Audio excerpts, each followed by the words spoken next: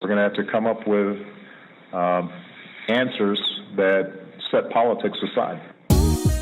Oh, They don't hear us. they don't hear us. They don't hear us. Telling them, but they ain't listening. I'm from Port-au-Prince, Haiti, and they don't hear us. We're gonna bring you some stuff that's gonna make you feel better. They don't hear us. They don't hear us. Hey, and shout out to the folks who are covering this coalition, because they don't hear us.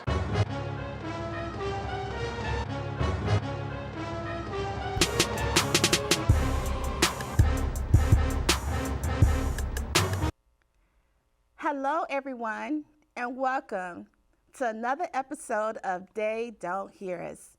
I'm Yvette Dennis, your host for today, and we are fortunate to have Sarah Clark. Miss Sarah Clark. Welcome. Welcome. Let's begin. Let's start with you telling us a little bit about yourself. Well, I grew up a sharecropper's daughter. I was raised on a farm over a mile in the woods. Yes, a large family. Mm-hmm. I was a 10th child, born in the 10th month, on the 10th day. Really? Yes, yes. How strange. Yes, but, and I attended school there in Lauderdale County. I did. And in 1968, they integrated the schools, began integrating the schools up there. And I was called, along with a few other people, to help spearhead integration. Okay. 1968. And matter of fact, we were the last black class. We were the last black class in 1968, so before it became fully integrated, yes. But I grew up there, and I relocated to Detroit, Michigan. You know, it was a culture shock there. I bet it was. Yes, I came from, the farming environment and culture and to a large city, very large city. And there I would live there for many years. September of 1973, and I relocated back to Tennessee Okay. in 2008. Okay. September 2008, I came back to Tennessee. I came back as a homeless person. I had become homeless, and but I was blessed to meet someone that was working with the Democratic headquarters. They contacted me and invited me to come on board to work with them in helping to organize. And I thought, well, okay, let me do this thing. I was so proud at that particular time that we had a black president, President Barack Obama. And anyway, so I started supporting the Democratic Party, and we got out and we did phone banking, and we did, community organizing and the whole 9 yards. And in early 2000, 2000, and I got introduced in passing out flyers for the Democratic Party. I met a sanitation worker, garbage collector. He was sitting in his truck, so I'm passing out flyers in the parking lot of this store, encouraging people to vote for the Democrats. And this one man sat in this greenish blue truck. I handed a flyer toward him, and he did like that as if he didn't want it. And I was like, okay, fine. So I just kept passing out flyers. Right. And then after about 15 minutes had passed, finally the man in the truck, he says to me, ma'am, can I have one of your flyers? And his name was William Love. William Love. William Love, one of the sanitation workers. And anyway, so I handed him the flyer, and he started reading the flyer. And he looked up at me and he said, can you help us? I said, us? who is us? He said, City of Memphis Sanitation Workers. We're the garbage collectors. No. I said, help you? He said, yes. He said, we're still having struggles. We're still having problems. We're still having problems getting the wages that we want and fighting for retirement and all of this stuff and protective gear, what have you. He said, we're still fighting. We're still having struggles. He said, can you help us just like that? He says, I can even show you where the barn is, where the 2 sanitation workers were sitting on the back of the truck. And the lightning struck the truck. The truck started up. It opened up, and the 2 men were thrown inside the truck. This is how they died. And he says, I want to show you where it happened at. And he says, come on, get in my truck with me, and I'm going to take you there. And I said, oh, no, I'm not getting in that truck. I said, I tell you what, you drive, and I'll trail you. Yes. So we drove on Scott Street. Okay. Yes, off of Summer Avenue here in Memphis. And when we got there, we pulled to the curb and got out, and he pointed over inside the barn, showing me the area where the garbage truck sat and where the men were killed in the garbage truck and all of this. And he says, you know, this is where we work it, right here. And he says, again, he asked me, he says, can you help us? I says, help you? And he says, can I get your phone number? I says, well, I guess so. So I give him my phone number, and he gave me his phone number. And he says, I'm going to call you because I'm going to tell the rest of them about you. Right. The Obama woman. And the reason why he was calling you Obama woman because you was initially passing out those flyers. Yeah, for the Democratic Party, encouraging them to vote for President Obama for the upcoming election. And anyway, so we parted, went our way that evening, but a day or so after that, he showed up on my street with about 10 other people from the sanitation department. They pulled to the curb and parked on my street, and they was looking for, they didn't say Sarah Clark. No. They said the Obama woman. Oh my God, they come and they don't renamed you. Yeah, exactly. And so here they were standing in my yard, and one came and he come and knock at my door. The Obama, you the Obama woman?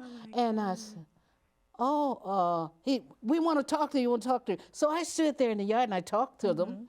And they were telling me about their struggles and everything. And I told them after about 30 minutes, I said, well, look, next time, because I didn't want them to be all over the neighborhood, next time, let us meet at McDonald's up on Jackson Avenue in Macon. We can go up there and we can be inside and sit down and talk. But true enough, a couple of days went past, and they met me up there at the McDonald's. They brought more of them this time. And I thought, holy Jesus, what am I getting into? But they came, and they said, and they was saying to the man, Mr. Love, William Love said, this the Obama woman? Yeah, we want to meet you. We want to talk to you. We want to meet you. All right, so we went inside, and we sat down, and we talked. And then I thought, what if I made a video of them talking about their struggles, and we sent it to President Obama in Washington. And so I says, meet me at the main library. And I'm going to bring my man with me, and he going to handle the camera and do the video, and I'm going to let you guys talk. Okay. I'm going to let you all talk about the struggles, what you're going through. And true enough, we met at the library, and we videoed it, and we sent that video to President Obama in Washington, D.C. We sent it up there. And it wasn't long after that, that Washington invited the sanitation workers that were working during the time when Dr. King had come down here. It was 8 or 10 of them. He flew them. They were flown from Memphis to Washington, D.C. and honored and inducted into the Hall of, I believe it's the Hall of Labor, in Washington, D.C. And I thought, oh my God, but again, you know, they said, the Obama woman, this is what, just one moment. So here it was, some time went past after that they commemorate the march of Dr. King on the 4th of April. And they called me up and invited me to come and march with them. And I thought, well, okay, I can do that, you know. And I put on my clothes, and about 8 o'clock I was downtown Okay. at the Martin Luther King Labor Center. And a bunch of them, they all came down, and they had their T-shirts on and all of this kind of stuff. Said, come on, you're going to march with us. So they had me in the front row. I'm marching with these sanitation workers. I thought, wow, look at me, little homeless girl, born and raised on the farm, way back in the woods. I'm marching with the sanitation workers that help change things for the working class.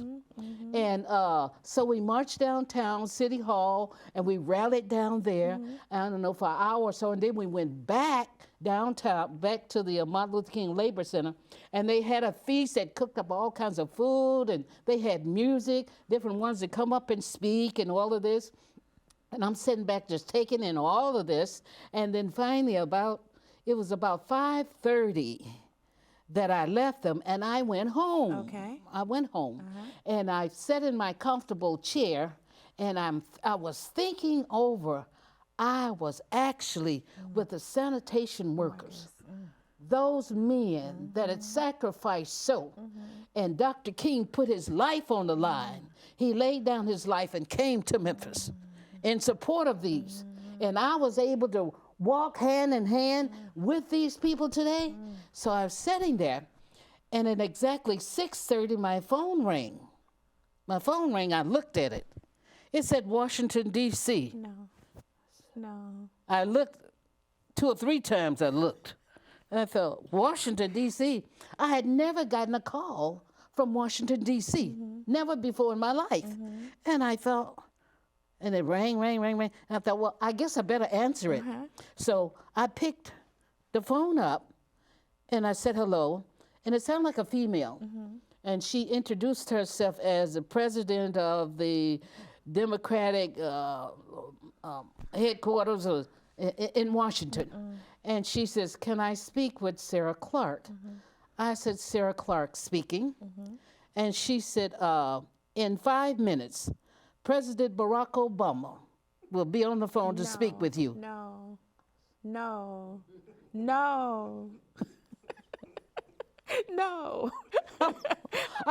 I'm holding the phone, and I'm asking myself, is this real?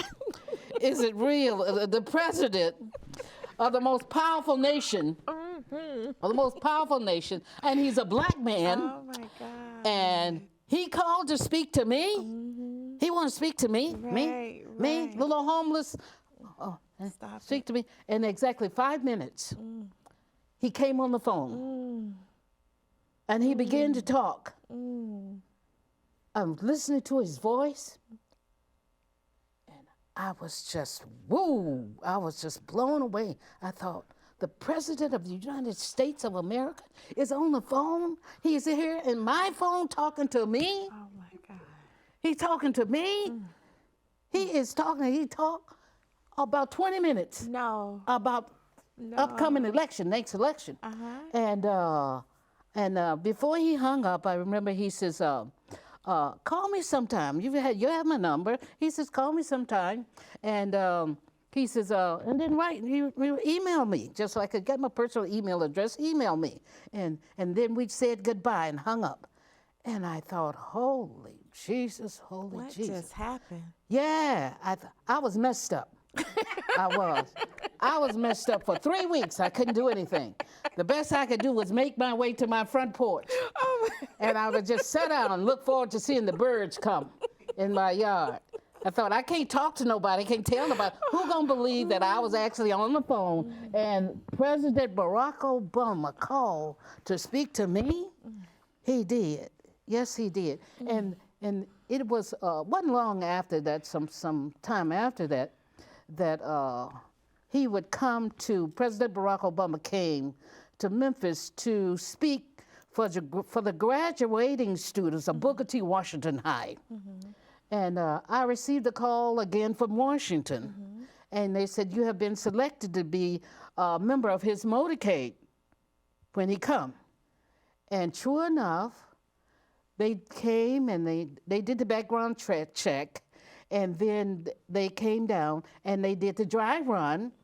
And then on the day of that he flew in, I says, okay. So they came by, some of them, it was a group of us. We were his communication team. We wrote with his communication team. And anyway, so they came, picked me up, and we drove to the military base in Memphis. And there we parked and waited for Air Force One to come in. And I'm sitting there, and I was looking, all these soldiers that were out there. And it was so serene. No noise. I didn't hear no noise. And then there were these soldiers, they had machine guns. And I thought, I see why there's no noise. No noise, anyway. So here the plane begins to circle. I'm looking, the plane circled and slowly came down and landed. I thought, oh my God, I'm here waiting for the President of the United States of America. He's gonna step off this plane. I thought, oh my God. So I'm looking and looking. The plane opened. I'm looking. The car, black car, drove out of the plane. No. I'm looking. No. I didn't see him walk down those steps and no. No. He was inside that plane. No. A car. Our car, powerful, I've never seen that before. America, powerful, I'm telling you, Oh, my powerful. I God. thought, boy, this is deep. He come out already in the plane. And we drove all the way downtown to the convention center in Memphis. Park. We stayed with Secret Service. He went in there and he spoke to the graduating students. He did. And when he completed his speech, he came out in the hall where they had these flags set up for we would take pictures with him. So Secret Service took us up to greet the president, be greeted by the president. And then after being greeted by the president, we walked over in between to stand in between these flags so we could take this picture. But when it came to my turn to walk up to meet the president, actually being greeted by the president, I started walking up, but I was just staring at him. Oh my God. And I'm thinking, most powerful man, Oh, Jesus. Oh, I'm blessed to meet the most powerful man. my God. This homeless woman. I'm being blessed. I am blessed. And he began to walk toward me, so approachable, so pleasant he was. And he walked up to me and he said, and you are? Just as pleasant. I'm thinking to myself, I don't know who I am right now. I really don't. I don't know who I am. He did. He came closer. And he said, and you are? I thought, I better remember who I am. Wait a minute. I said, oh, I'm Sarah. I didn't even say my last name. I said, I'm Sarah. And he leaned over and gently hugged me. I thought, oh my God, the President of the United States of America, come all the way from Washington, D.C., and he spoke to the graduating class, these students. He encouraged these students to not be judged by the color of their skin or the neighborhood that they lived in, but be judged by the content of their character. And I knew that with him saying those words, that not only applied to the high school students, but that applied to all, black, white, regardless of your race. Those people that are poor and struggling. He was speaking to all. He spoke to all. He did. He spoke to all of us. And he said, be judged by the content of your character, not the color of your skin. He came as a kinsman redeemer and redeemed the curse that was upon the city of Memphis behind Dr. Martin Luther King being assassinated here in Memphis, Tennessee. He redeemed the curse. He came all the way from Washington to redeem that curse. And he redeemed it. I'm a living proof, yes, that he redeemed the curse. It gave me that thing that I needed to say, I can stand up. I can be somebody. Just take one foot at a time and focus, and you can be somebody. You don't have to sell for nothing. You can be somebody. And I thank President Barack Obama for coming, being the Kingsman Redeemer, and redeeming the curse that was up upon the people of God. Yes. Memphis, Tennessee. Memphis, Tennessee. Yes. Yes. Those sanitation workers. Yes. Yes. Yes. That connection. You was out there trying to get support, and someone reached out to you. Yes. And it just magnified all of that. Yes. Ain't that something? Yes. Yeah. Oh my goodness. It was amazing because those garbage collectors contacted me, and they came to Nashville, came up here to rally, and they said, Obama woman, they called me on the phone, said, we want you to go with us. I said, go with you where? We going to Nashville to rally, and we want you to go with us. They gave me one of their T-shirts.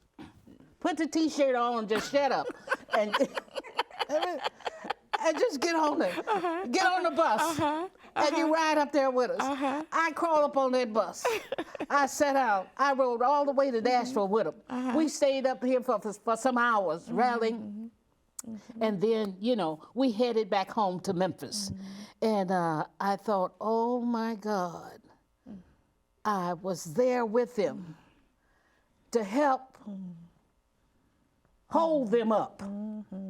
Yes, to help hold them up and encourage them.